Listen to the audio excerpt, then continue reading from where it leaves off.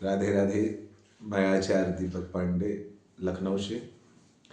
आज 16वां संस्कार जो अंत्येष्टि के नाम से जानते हैं। अंत्येष्टि क्या है, कब अंत्येष्टि संस्कार होता है, क्यों करना चाहिए और क्या है विधि, आइए जानते हैं। अंत्येष्टि संस्कार किसी व्यक्ति के मृत्यु होने पर इस संस्कार को किया जाता है। इस संस्कार को करना अति आवश्यक है, क्योंकि अंत्येष्टि संस्कार को करने से मृत्यु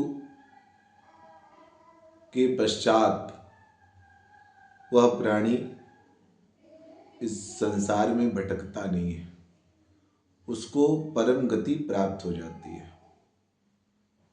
जिन प्राणियों का अंत्येष्टि संस्कार नहीं होता वो भूत प्रेतादि बन करके परिवार में लोगों को पीड़ित करते हैं और इस संसार में भटकते रहते हैं।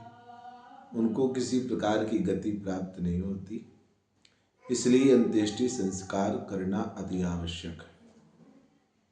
जब मृत्यु होती है तो मृत्यु से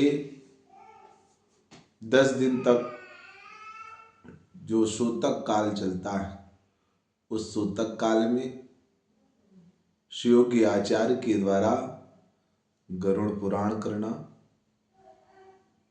सुनना तथा उस गरुड़ पुराण की नियमानुसार क्रिया को करना, ये अंत्येष्टि संस्कार में होता है। शव काल से लेकर के 13वीं क्रिया तक जो कर्म करना है उसको अवश्य करना चाहिए। जैसे 10वां में मुंडन कराना, बाल कटाना।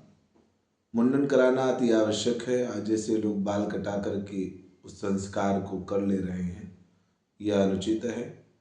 और समाज में आज त्रेता कर लेते हैं।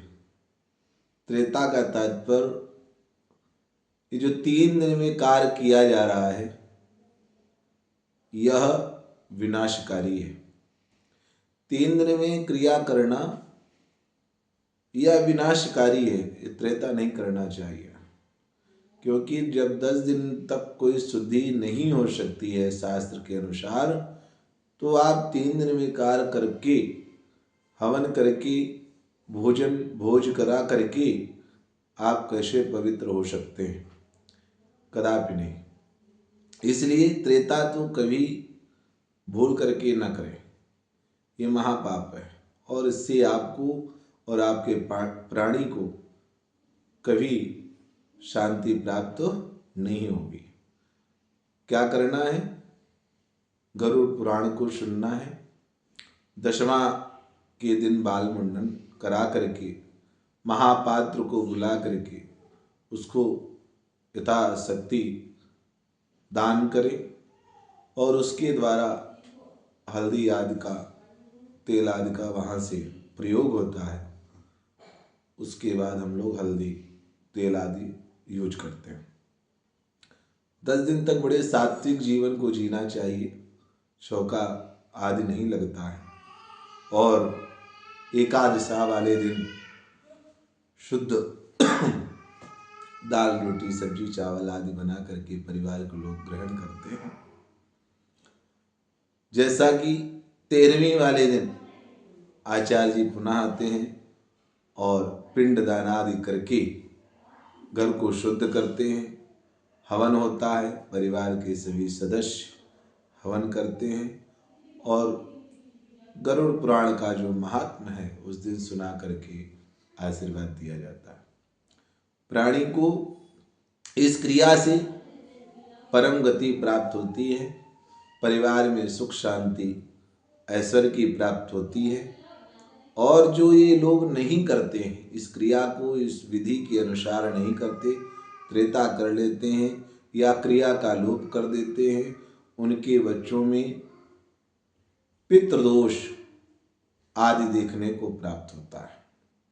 जब पितृ को हम परम गति दिलाने का प्रयास नहीं करते, उनके निमित्त पिंड जलांजलि आज नहीं देते हैं, तब वह हमारे ऊपर रुष्ट हो जाते हैं। और जब रुष्ट होते हैं तो हमारे बच्चों में क्या होता है, कुंडली में पितृदोष लग जाता है। इसलिए इस क्रिया को अवश्य करें। इस संस्कार को अंत्येष्टि संस्कार कहते हैं। जय श्री राधे, जय श्री श्याम।